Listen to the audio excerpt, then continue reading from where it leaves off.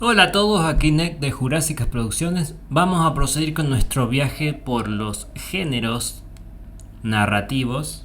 Llegó el momento, llegó el turno de hablar del policial.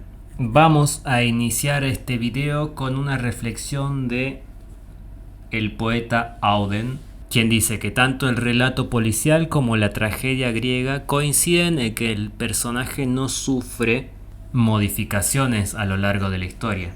En la tragedia griega porque los actos son fatales y en el relato policial porque el acontecimiento decisivo ya se produce en el inicio. Háblese de el asesinato, muerte, destrucción. De esta forma, amigos, acompáñenme. El disparador de el relato policial. ¿Qué necesitamos para iniciarnos en este género, para escribir una historia en este género? Un enigma, principalmente, que involucre a un criminal, un detective y una víctima. Tenemos estos tres elementos, podemos arrancar. Los datos que voy a dar a continuación tienen que ver con la historia del policial. Lo doy porque realmente me resulta muy curioso y a mí este tipo de datos me encantan. Pueden saltearlos tranquilamente e ir a la parte en la que damos el contenido narrativo. Ahora, si les interesan las curiosidades tanto como a mí, vamos a empezar por el origen del relato policial. ¿Cómo nace este tipo de historias? Sucede cuando se chocan lo sobrenatural y lo racional, lo desconocido con lo conocido. Se dice que el primer policial viene de la literatura y podría llegar a ser Los crímenes de la Rue Morgue de Edgar Allan Poe, donde se instalan todos los elementos que luego veremos en diversos relatos. Y es básicamente se da cuando se empieza a organizar lo que es la policía moderna alrededor del siglo XIX.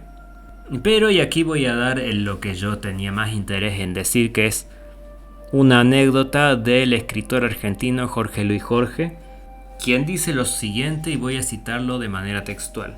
Si el centro del relato policial es el enigma, las primeras historias se remontan a la tragedia griega. Si el relato policial es la búsqueda de la identidad de un criminal, el primero es Edipo Rey, donde detective y criminal son la misma persona. Hecha esta reflexión, pasamos a las características del relato de detectives. ¿Qué necesitamos para producir este tipo de relatos? Podemos guiarnos por estas características a modo de, como siempre digo, un disparador a nuestra imaginación. Vamos con las características. Sigue el orden del descubrimiento como si fuera una pirámide. Tiende a satisfacer la inteligencia. Se aleja mucho de lo que es lo literario para acercarse a lo matemático. Su objetivo no es mostrar, sino demostrar. Es un juego de ingenio. Está compuesto este tipo de relatos de manera que el lector tenga posibilidades de descubrir al culpable. Lo que hablábamos antes en las historias de suspenso, implantar pistas, falsas pistas, distracciones. El final siempre es sorprendente. Se basa en hechos, no se entretiene en teorías, busca la verdad concreta y evita todo lo inútil o que retarde el tiempo de la acción. ¿Qué más tenemos que saber? El detective, el personaje del detective tiene que estar en igualdad de condiciones con el público para resolver el problema. Ahora, y esto es algo que dice uno de los maestros de la literatura policíaca, la verdadera novela policíaca debe estar exenta de intriga amorosa. Si se introdujera el amor, se perturbaría el mecanismo intelectual del problema. Pues sí, los romances arruinan todo, la verdad. Ahora, una contradicción a lo que decía Borges: el culpable nunca debe ser el mismo detective o miembro de la policía. El culpable debe ser identificado por medio de una serie de deducciones, no por accidente.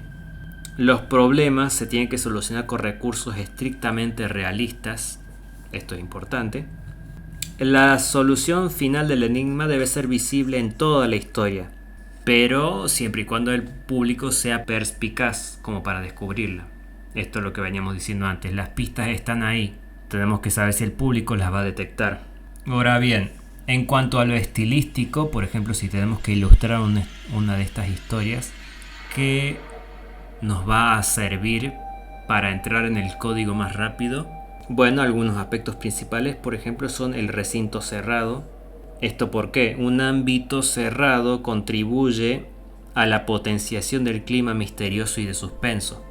El problema a resolver, la narración detectivesca se plantea como un problema cuya resolución y los altibajos que implica generan la intriga. Y por último tenemos nuestro personaje, el detective, que es un personaje que utiliza la razón y la ciencia para resolver los casos. Siempre es un personaje que es más inteligente que la policía y que trabaja mucho con la observación y la reflexión. Ahora bien, como un derivado de los policiales detectives tenemos lo que luego se llamó en literatura novela negra, pero que tiene muchas implicaciones tanto en cine como en otros medios. Les voy a poner de ejemplo un Dick Tracy para poder establecer que, como a lo largo de la historia se volvió muy previsible el tema de los relatos detectivescos, se empezó a profundizar en otros aspectos de la historia. Por ejemplo, poniendo énfasis en las circunstancias alrededor del delito, en la procedencia social que generó ese delito, en mostrar el lado oscuro de la sociedad.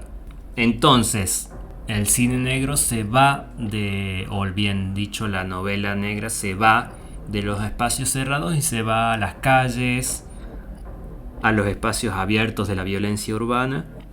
Y tenemos historias mucho más grandes donde la resolución del enigma no es lo central, sino entender cómo se generó ese enigma. Ahora bien, establecidos todos estos elementos, podemos decidir si queremos que nuestro enigma sea resuelto de una forma en la que sea central el mismo o el contexto que sea central.